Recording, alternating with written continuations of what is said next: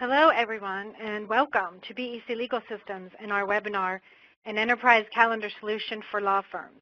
My name is Jan Spetz, and I work on the software development team here at BEC. I'm so pleased you could join us today to learn more about Docket Enterprise, our group calendaring and docketing software that is integrated with Outlook and uses the SQL database Correlate as its backend.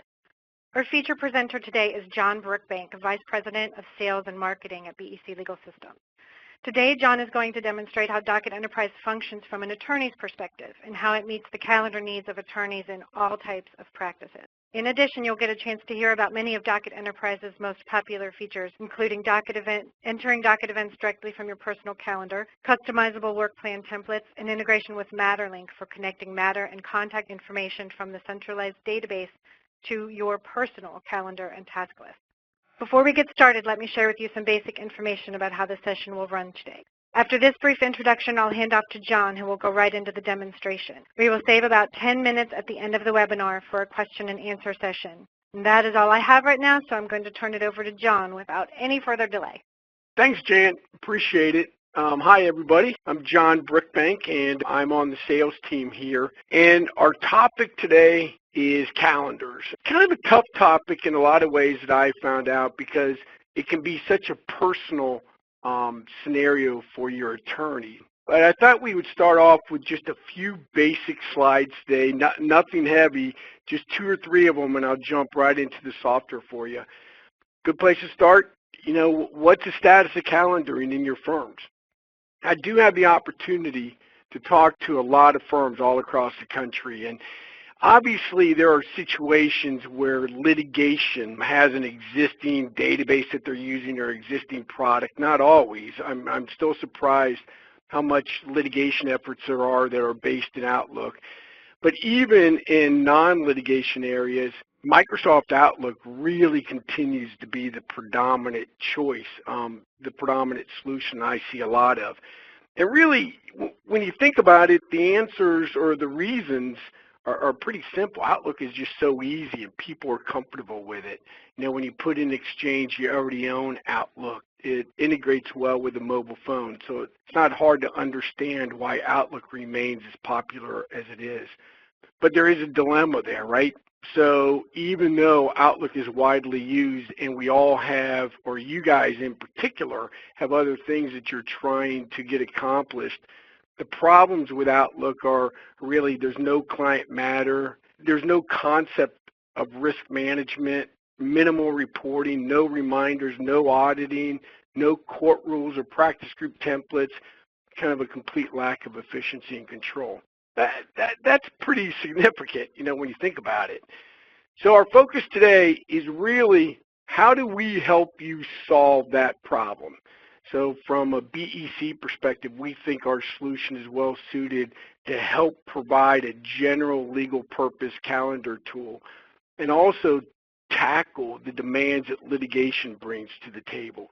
So that's really what I'm going to try to do today, kind of give you that general purpose feel of both docketing from a litigation perspective as well as, for lack of a better way of saying it, just a general purpose legal calendaring tool.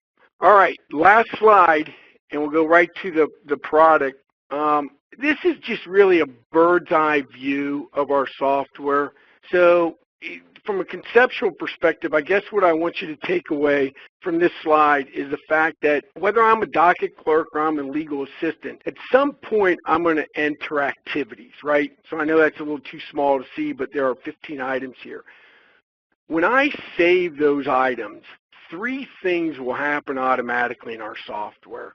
The first is those items will be saved to a central database, a SQL database, or practice group calendar.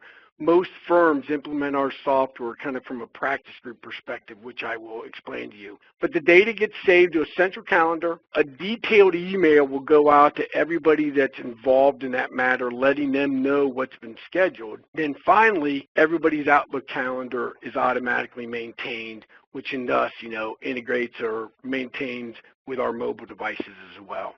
So those 3 things will happen simultaneously. All right, let's get out of PowerPoint and let's jump to our demo server. All right. I thought what I would do today is let's take this initially from an attorney's perspective.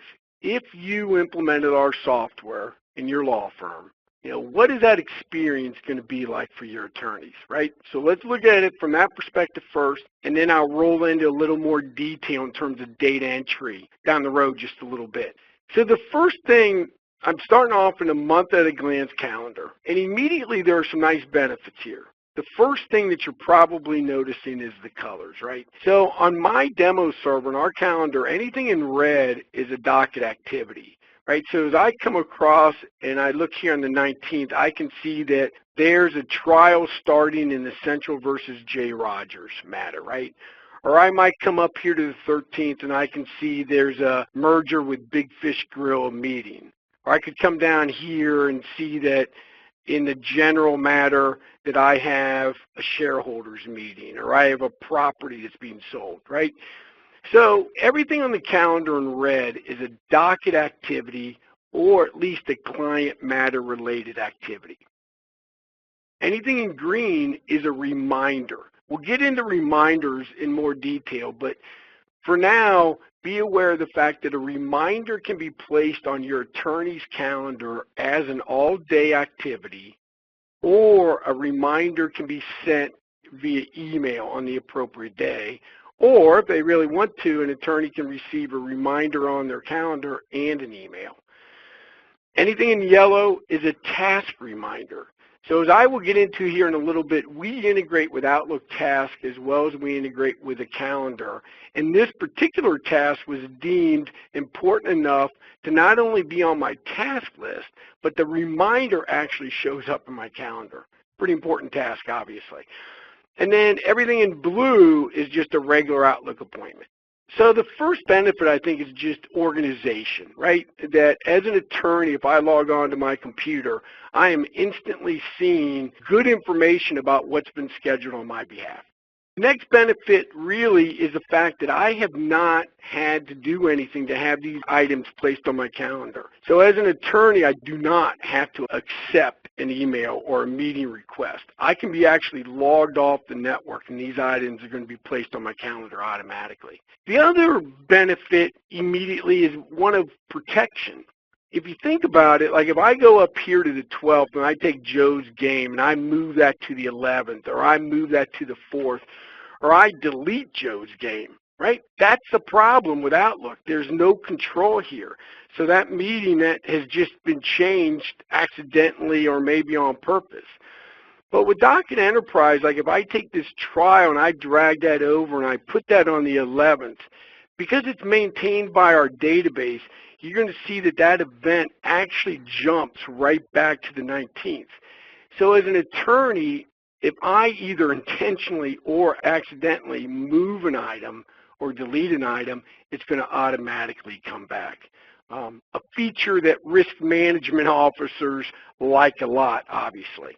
Okay, so that's kind of maybe a good initial overview, from the first reaction as an attorney. So if I was one of your attorneys and I came in, and I'm going to pick on the trial here on the 19th, if I came down here and saw that the trial was beginning, what's my natural inclination here, right? It's going to be to double click. So with our software, the way that the integration works is I double click in Outlook. It connects me directly to the database. It's showing me not only the information on the trial, but also everything else that's been scheduled on that work order. Pretty convenient, huh? So again, I'm going to close down. All I do from an attorney's perspective is double click. Even with a lack of training, probably that's going to be something that you can accomplish fairly easily. Wouldn't you agree? So as I look at the trial, there's other good information here that's available to me. For instance, you will notice that there's a paper clip right here next to the trial date. That tells me that there's an attachment on this activity. So if I come over to the tabs across the top and go to the Attachments tab, I can see there are two attachments. The first one represents an integration with document management software, or this could also just be on a file share. But if I double click that item, that connects me directly to the document that's been saved in the DM. In our example here, BEC, we have iManage. So that connects me to a link to the iManage document, and now I'm seeing the actual scheduling order. The other example is just a web link, just gives me the ability maybe to jump to the United States District Court website.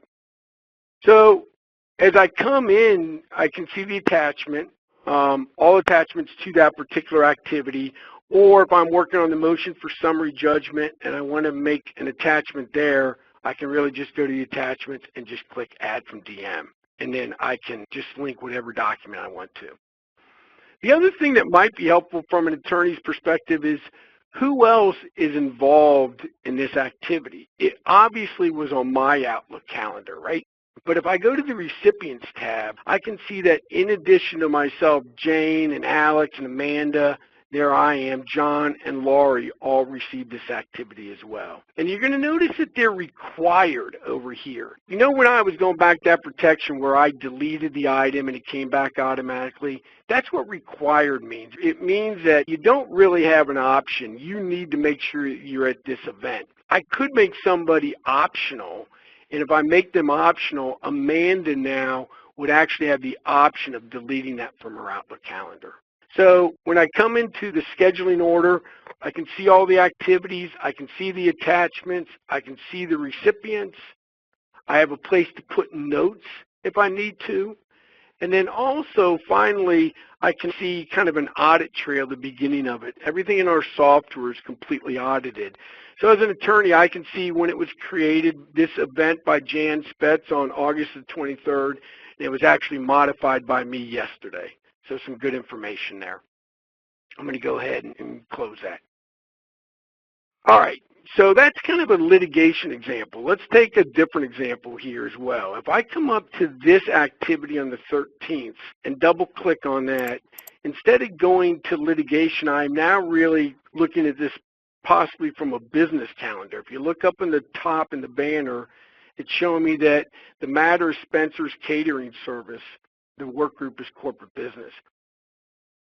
What I like about this example is kind of the intensity of it, right? I mean, it's a merger and acquisition, and it's showing me an incredible amount of detail. And there's two things I would like to kind of point out here. The first one is the benefits of obviously kind of a central control in a merger and acquisition situation, but this is also true for probate or corporate or so many other practice groups, obviously, where I can identify the key steps that have to happen and also automatically control who's getting these activities, right? So somebody took a lot of time to really sit down and go through painstakingly all of these activities and tasks. This, fortunately, can be saved as a template. So let's say that I did that this morning, and if I'm any place in the tree, I can right mouse click.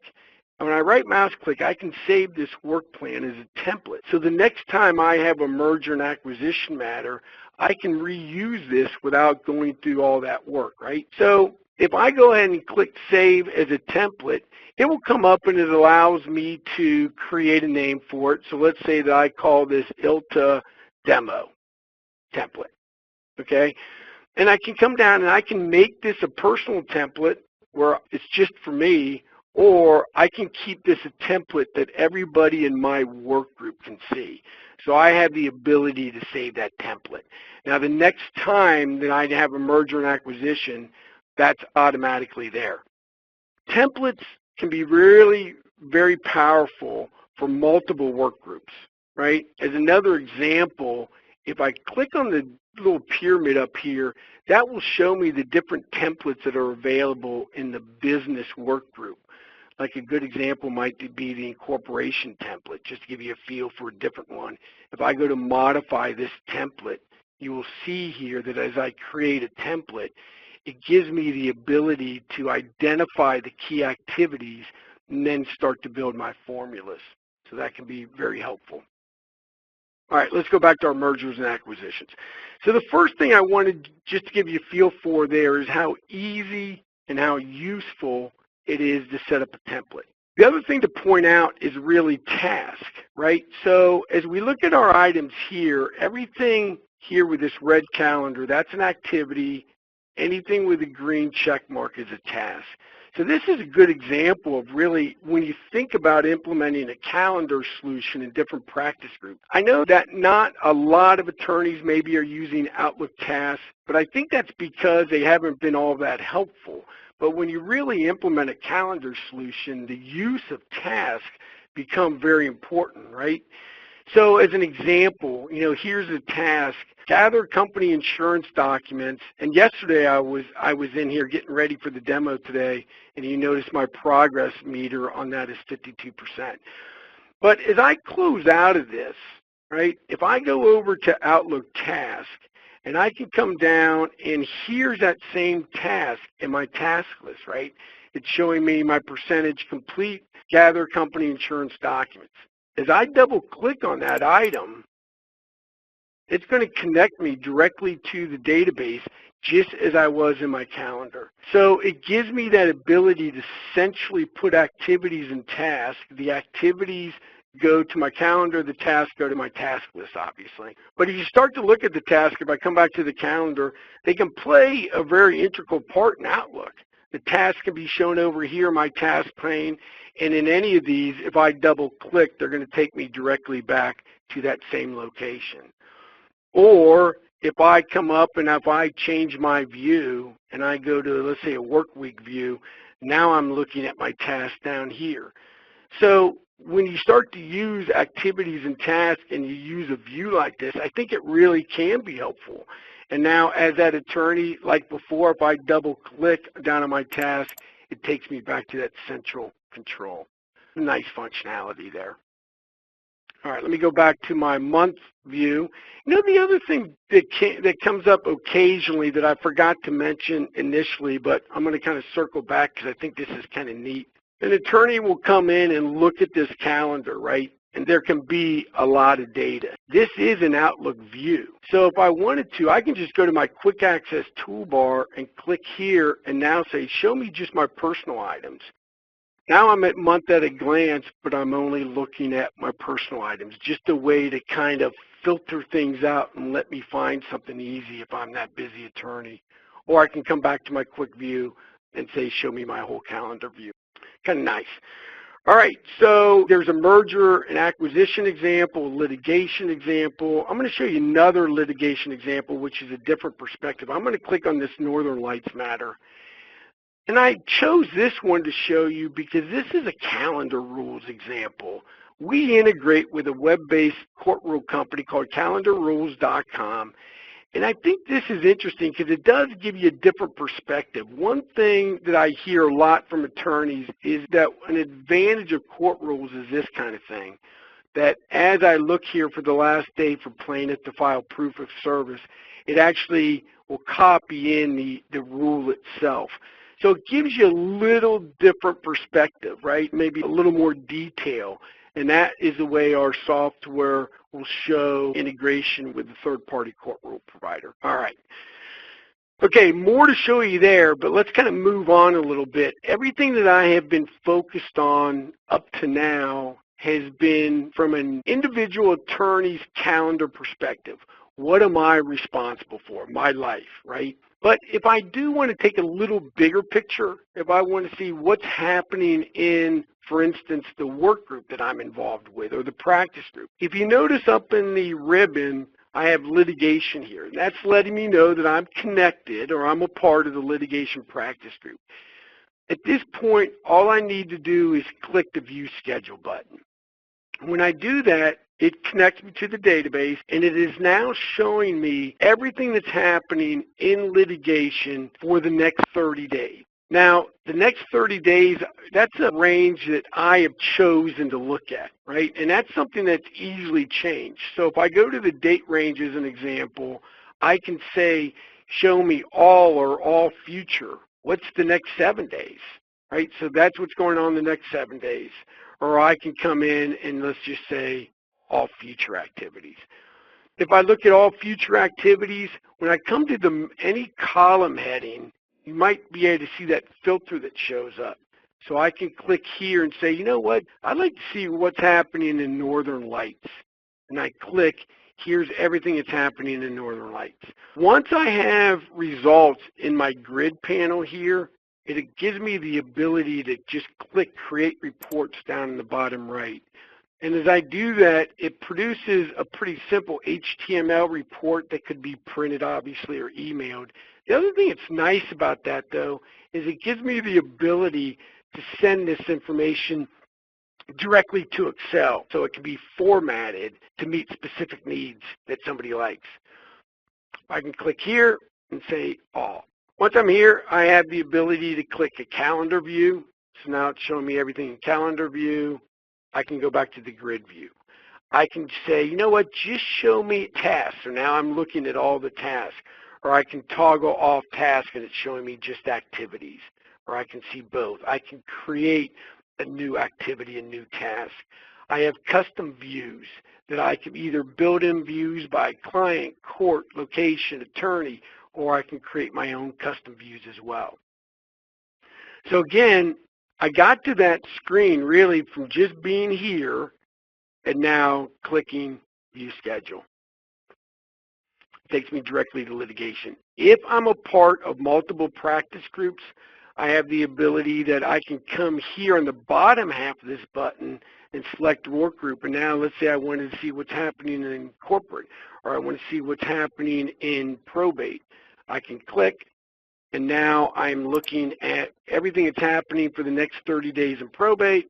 And if I want to, I can open up that item, and now I start to see a template that's really been built out for probate, which, as you can see, like the merger and acquisition example, can be very detailed. Another nice example for the power of templates. Okay, so I guess the purpose of our software, if you think about it from this context, is to drive information to your attorney's calendars and make it as intuitive and as natural as possible. So everything I'm directly responsible is here, available in my calendar or available in my task list. If I need to get to my practice group, it's a matter of just clicking the calendar here.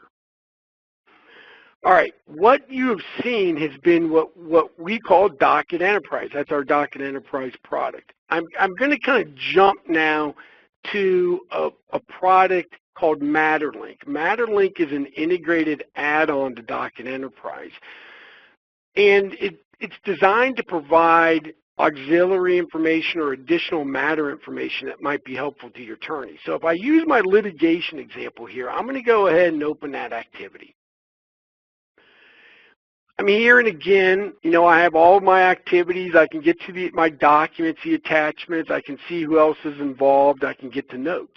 But if I need more matter information, if you notice in the bottom left, there's a button called Open Matter, and that's going to connect me directly to the matter file. So think of Matterlink as kind of a consolidated matter file where additional information comes together.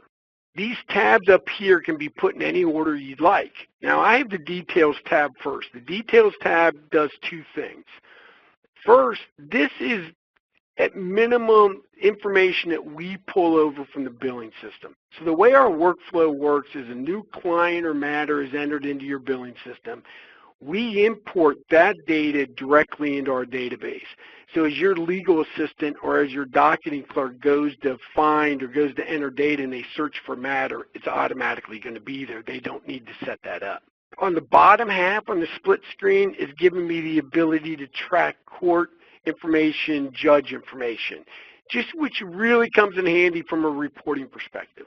Up in the banner bar, it's telling me that the matter I'm in is Essential versus J. Rogers matter. And now as I click across the top, if I click Schedule, it's showing me everything that's scheduled for that particular matter. It tracks matter contacts and the role that each contact plays in the matter, right? The Documents tab is not, we are not a document management system. This is a second level of integration with your document management system. The first level is allowing your staff or your attorneys to attach a document directly to an activity. What this is doing is as I click on Documents, it's doing a query of your DM, and it's bringing back all documents that have been saved for that client matter.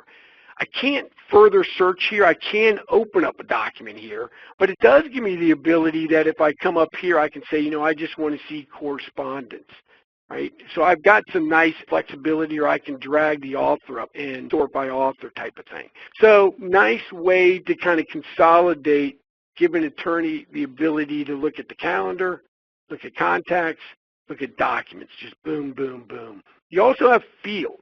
Fields are custom fields, obviously. You can have an unlimited amount of fields. They serve two purposes. First is for a lookup like I'm doing now. I can see that the type of car was a Ford SUV as an example. The other thing, though, is that these fields can be pulled into Microsoft Word via content controls to be used in document production. So we have a third product we call Legal Bar that gives you the ability that as you're producing documents to be able to either save variables to MatterLink or to pull these variables from MatterLink directly into Word documents. I also have a notes field, a place where I can centrally put all case notes and attachments. Attachments are different than documents in the sense that now, as you can see here, I have links to websites, or I can link specific documents here. Some firms might use this as a pleading index, or some firms like the idea of putting 4 or 5 very important documents right here in the attachments just to simplify the process of an attorney getting to that document. So again, as I'm going to close out of here for a second, I got to there by opening up my calendar and clicking on Open Matter. The other way to get to MatterLink is on the ribbon, I have a Client Matter section, and I can click Recent. It will show me my most recent matters. I can click Central Fridge and get back to the same screen. Before moving on back to Docket Enterprise, there is one tab I want to talk about a little bit here because this helps explain our workflow or our Outlook integration. When a matter is opened up in your billing system, that matter gets imported, or we import that into our database Correlate, and we set up the corresponding matter. At this point, when you think about it, how do we know where to get the specific activity and the task information to individual Outlook environments? And that's really what the recipient tab is all about. So if you take an example here of myself, John Brickbank, I'm a primary working attorney on this matter. So I'm saying, look, whenever there's an activity scheduled, I want to receive that in my Outlook environment. I want all activity reminders. I want all tasks. I want all task reminders. And in addition to that, whenever anything is scheduled, I would like to receive an email summary letting me know what happened, right? Now, it's nice, though, because you can look at this and say, well, Laurie Danford might be an attorney as well, working the matter, and Laurie is asking for activities and tasks to be synchronized, and she also wants an email summary. But if you notice, Laurie doesn't want any of the reminders. Doesn't feel like she needs the reminders to clutter up or to let her know what's coming up, right? Just her personal preference. If we take Amanda Lucas, let's assume Amanda Lucas is a senior partner. She's very interested in this particular matter, but she's not working it directly. So she doesn't really want anything to go to her Outlook environment. So you see nothing is checked, but she is asking for an email summary. So every time anything is scheduled, Amanda is going to know about it. Same thing is true here. If you notice, Art Hare is the only person that's listed as a contact because he's external to the firm. Art happens to be our client. He's the president of Haviland Chemical Company. We obviously are not going to assign Art any responsibility, but he's a part of the workflow. So the matter recipient is that dashboard that gives you a lot of control. As I go to schedule an event, which I will here just momentarily, the database is going to automatically handle who gets what for me. But as the docket clerk or the legal assistant, at the moment of truth, so to speak, I always have the opportunity to override these default settings, but this is meant to really simplify and expedite the process. All right, let's go ahead and cancel out of there. Okay, so to a large degree, I've covered, I think, pretty thoroughly what it will be like from an attorney's perspective. There are some things I haven't gotten into too much. One, because I forgot. Reports, if you have attorneys that tend to be more paper-oriented, really easy to run some standard reports. And there's some other wrinkles, but if you like what you see, obviously we'll lead to a more thorough custom demo for your firm, and we can get into more detail. All right, let's switch gears here a little bit and talk about data entry. So as I go to enter information, I have the ability up here in the ribbon where I can click New Activity, right? As I click New Activity, it will bring up and it will ask me who my most recent matters are, or I can click New Task. The other wrinkle that we've had in our product is that if I wanted to schedule something on November the 27th, I could double click in Outlook. And you notice that when I double click, I get prompted, a dialog box, and the whole point of this was habits are hard to break sometimes, right? So you have staff and you have attorneys out there that are using Outlook. So how do we get them to start using the new system? So as I go to enter new activities, we prompted, and if it was really just an Outlook appointment, I could click Outlook appointment and I could say, doctor's appointment, something simple like that, right? But if I double click, and if it's a docket activity, I can click OK and move on, which I will. I want to kind of put an asterisk by this because it's interesting. On feedback from clients, we're changing this in our next release, which is going to be early 2013. The next release is going to kind of flip this, that we're going to allow somebody to enter or double click in Outlook and just get an Outlook form and go about how they've always been doing it. But as they save that Outlook meeting, it's going to prompt them for a client matter on the back end. So just due to kind of feedback from our clients, we're going to reverse this. But the point being the same, that we need strong integration, so saving those activities into the database and attaching a client and matter number to each Outlook activity needs to be a natural process. We do it with documents, we do it with emails, we really should be doing it with Outlook items and activities as well. Anyways, I double click and now I click OK, and let's do a real simple example first. Let's say I wanted to schedule a deposition in the Regional Med versus Anita Samuels. I know it's going to the litigation practice group. I just click Next. And it brings me up to my data entry screen, and up in the banner, it's confirming what matter that I'm in. It's confirming my work group. It's sitting here in the activity type, waiting for me to type something. I can drop down and I can see all of the activity types that are available to me from a litigation perspective. These are obviously customized per firm. Or I can just start to type in deposition of John Smith, and we'll say it's on 11/27 and this deposition's at 10 a.m. So I've scheduled the deposition and I could move on. But let's just add a wrinkle or two to give you a little feel for the software. Up here, if I want to enter a second activity, I can click that button right there and that's going to give me a second activity. Or I can choose to have a child activity or child task. So if I click child activity, notice the connection here. So I might say, for lack of a better, more creative example, we're going to have a meeting to prepare for the depo. Now, at this point, I can go ahead and give this an actual date, but instead of doing that, I'm going to build a simple formula.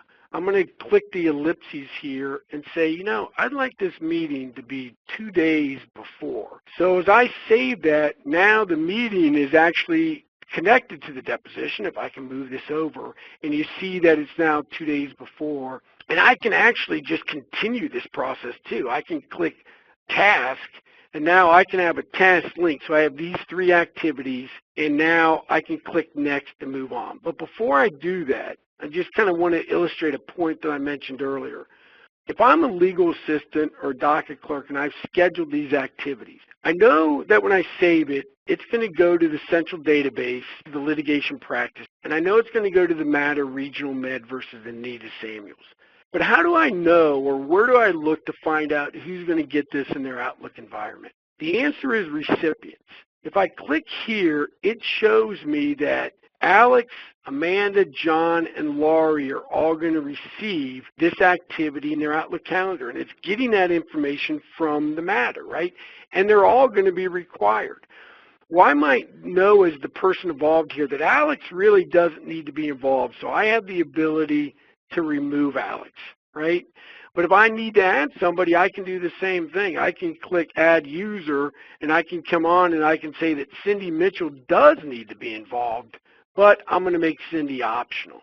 So the point being here, I just wanted to kind of illustrate that fact that while there are defaults there to really simplify data entry, you always have the ability to override that information. So at this point, all I need to do is click Next, and there's a wizard that we use to make sure that nothing's really being missed. And so the wizard here is telling me that I forgot, in this case, to put reminders. I could click back and go to Deposition, go to Reminders. Reminders can be days, weeks, months, years. I'm going to calculate my reminders. The reminders are showing up on Saturday. I can correct that right now, or I can wait, which I'm going to, and the wizard will take care of that. I can make a reminder in email instead of a calendar. Lots of nice features there. Here's where I have my weekend holiday occurrence. So all these activities in red, I have reminders, and I actually have a meeting that I scheduled for a Sunday. So I have the ability here to select these, and I can now shift to the previous workday, or I could go in and change them individually. Apply the shift. And if I apply the shift, you notice that all that's going to go to the audit tables. So the audit tables are going to show that that shift was applied.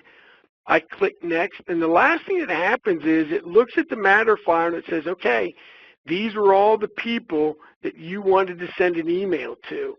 So, 90% of the time, I'm just going to click Next and move on. But I do have the ability to override and say, I'm just going to send this to John. And I can even type John a special note reminding him of something important, right? Click Next. And that's really it. So now what has happened is that that information is being saved to the SQL database in litigation. An email has been sent out automatically, and the Outlook calendars are going to be updated. So if I'm one of your attorneys, I will go to my inbox and I will see here that in the Regional Medical Center versus Anita Samuels, I have a schedule update notification. If I double click that notification, it tells me here's my special note that I can see, and now up on top it reminds me of what the client matter is, and it gives me both my activities, deposition of John Smith, as well as my task. And I can scroll down here, and you can see I really have some nice details here. So the deposition is on November the 27th. If I close out and go back to my calendar and go to the 27th, here's the activity I scheduled.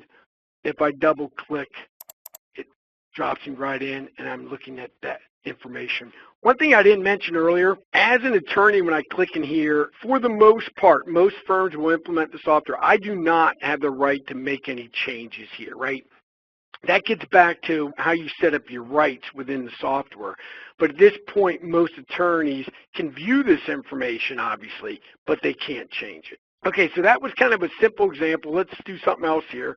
I'm going to double click on the 28th. I'm going to choose the same thing. We're going to add dockets and new information, and this time we'll go to Central versus J. Rogers. Now, if I didn't want to schedule individually, these two buttons on the end, this button right here is the templates, or the internal templates that come with the software. So as I click that, it's going to show me the templates that have been saved in litigation. I can see that somebody had a demo here in regards to asbestos litigation, but I can come down and have any template that I want to. Here's a template for deposition. So if I wanted to look at what that template looked like real quick, I could come over here and I can see, okay, if I pick that template, that's what it's going to give me. But if I want to, let's say that I do a lot of work for Judge Smith or in his court, and here's a typical trial plan template he uses, so I'm going to click OK. And the template's going to fire off, and in this case, I only have one key date. So I'm going to pick the trial date. Let's say the trial date is on February the 18th, and I click OK, and now these dates automatically file in, right? That's the same way it would work for a merger and acquisition or for corporate or for probate. It's really that easy. I'm going to delete this. The other example to show you is really more of a court rules example. that our integration with calendarrules.com is right here built directly into the software. And as I clicked on calendarrules.com, if I had tied in a court to this matter, it would show me my jurisdiction already. But since I didn't do that, it's going to give me the option of looking at all the different courts that we've subscribed to as a firm. I have something for the Central District Court in California. I'm going to pick that, and let's say that here's all my activities, right, all my trigger items, or I can just type in, let's say that I have a summons that has been served. It was served by hand, and it was served today, right? So now when I click OK, what's going to happen here is it goes out to their website and pulls in all of this information, right? So now I'm looking at the information. As I looked before, I have the court rules that have been copied directly into here. This is nice as it gets copied into here because everything that you see here on this form gets copied into the Outlook form as well. So when your attorneys are off-site and they just have their mobile device, their PDA, all that information is available to them. Here, the same thing applies because I know that I'm in the Central versus J. Rogers. I can look at the recipients, and all these people are going to get these activities in their calendar, right? So it works the same way, just gives me the ability to go up. If I use the court rule and if there's a change down the road, your server, your software talks to their website on a daily basis. And if there's any changes to a rule itself, you will be notified of that change and given the opportunity, obviously, to change it. So I can come here, just do the same thing, click next, say I want to send out the emails, and I just click finish. That one's a little more involved, so it's going to take a minute while it sends all that information out and lets me know when it's done.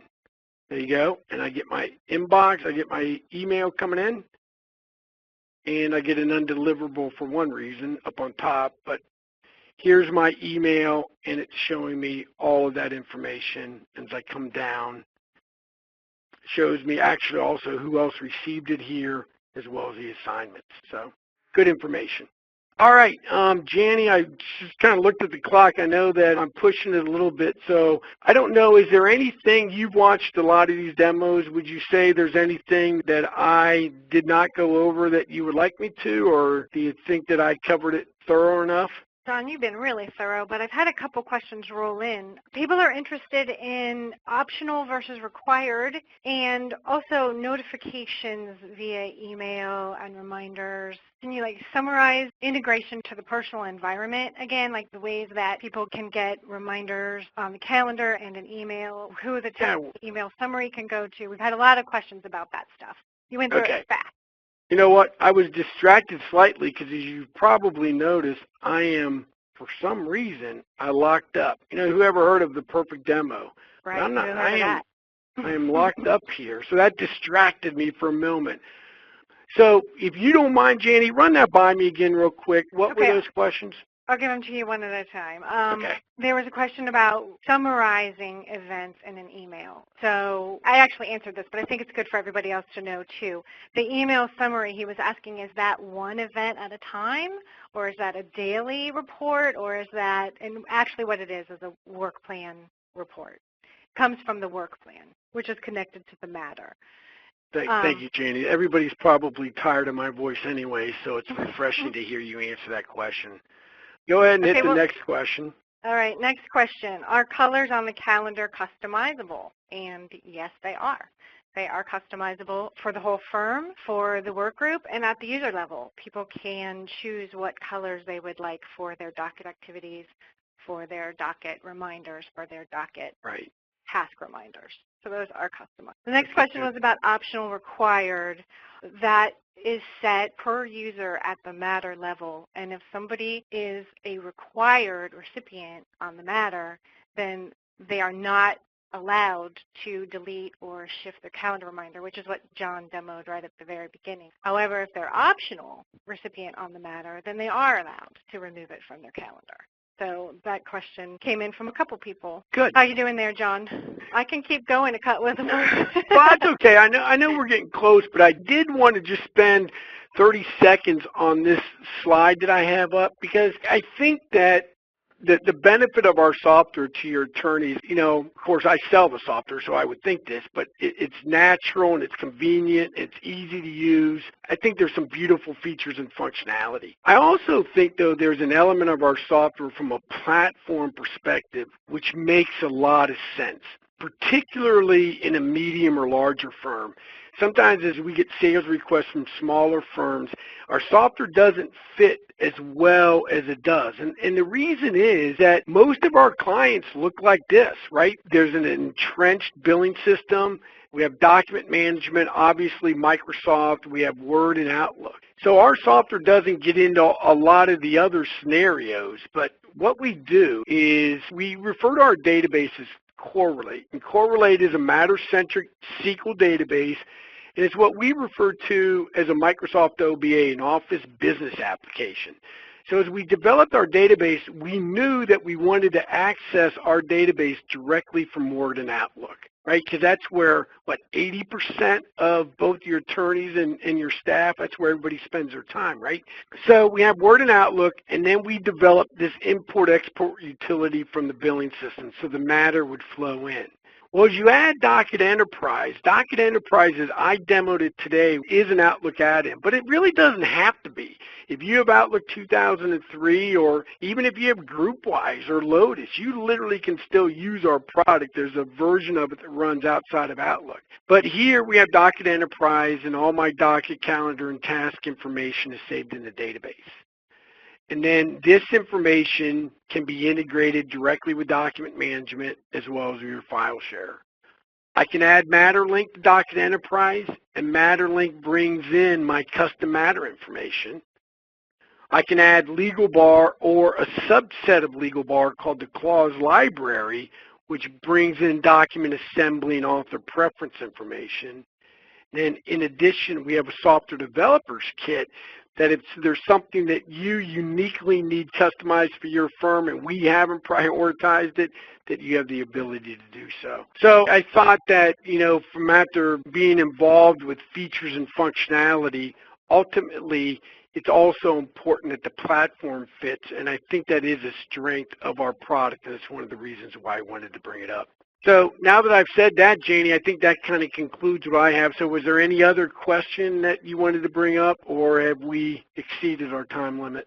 And I always get this question in every demo we do, and it is, what other document management systems are you integrated with besides iManage? Well, iManage, OpenText or eDocs, WorldDocs are the big three. And then I got asked this question about NetDocuments the other day, and I am not sure where we are with that integration. I know that our Doc ID stamp works, so I think that we're there as well, but I'm not positive.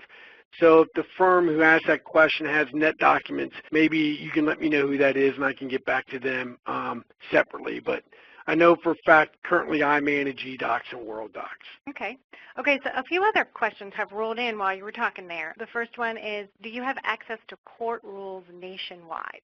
And then from the same person, the follow-up is, and how are rules updated? So maybe you could talk a little bit about calendar rules. Right. The company that we integrate with is a web-based solution called calendarrules.com. So you obviously can find them on the website. And they have national rules. If you need a rule in particular that's not developed, they will develop that rule for you and start to monitor it, usually within a week. I ran into that recently with a firm in Indiana that they needed a rule that was not completed. So calendarrules.com developed that rule. Generally speaking, the rules on a rough guideline is $125 per year. And then on that subscription that you pay for that $125 per year, they automatically maintain, update, and will notify you of all rule changes. We have a question about viewing the master schedule, the firm schedule, rather than the work group schedule. Just wants to know if that's possible. Yeah, it is possible. And I know that this, let me see, if I go back to this server, if I'm here in my calendar, right now I can be connected. As I go to the work group here, I'm going to see any calendar that I am a part of that practice group, right? So if I'm just in litigation, that's the only calendar I'm going to see, litigation by rights. But if I really am a part of the different practice groups, I'm going to be able to see them all. Or if I click the firm calendar here, I can see a firm-wide calendar for all the practice groups that I have the rights to see. So it does kind of get down to rights. But in essence, if it's kind of wide open, you're letting everybody see everything, I can easily go from practice group, or I can click firm, and now I'm looking at everything. And one person has asked about the if you could show the built-in reports and talk about the rest of the reporting feature. Yeah, the built-in reports, obviously as I click here, I have matter reports, user reports, workgroup reports. User report is a nice example that a lot of people ask me about. If I click summary report, we do integrate with Active Directory. So I can come here and type in J, and I can find myself, John Brookbank. So at this point, what chronological amount of time do I want to run that report for? Let's say I want to run the next 30 days. So I click 30 days and just click OK. And now this report will show me all of the activities that I have scheduled for the next 30 days, as well as I get down to the bottom of this, it will show me all of my tasks, and it will show me my reminders.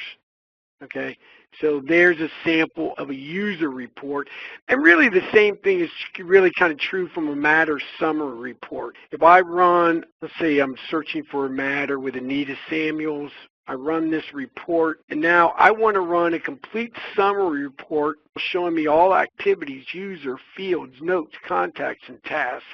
I can run it. This is a pretty nice comprehensive report as well, where it's giving me billing information, and then literally it will show me all of my activities, all of my tasks, all of the contacts, the users within the firm that are working on the matter, any custom fields, as well as notes. So you can get some detailed information. Or if you really you can do the same thing at the workgroup level, or you can get to the custom reports.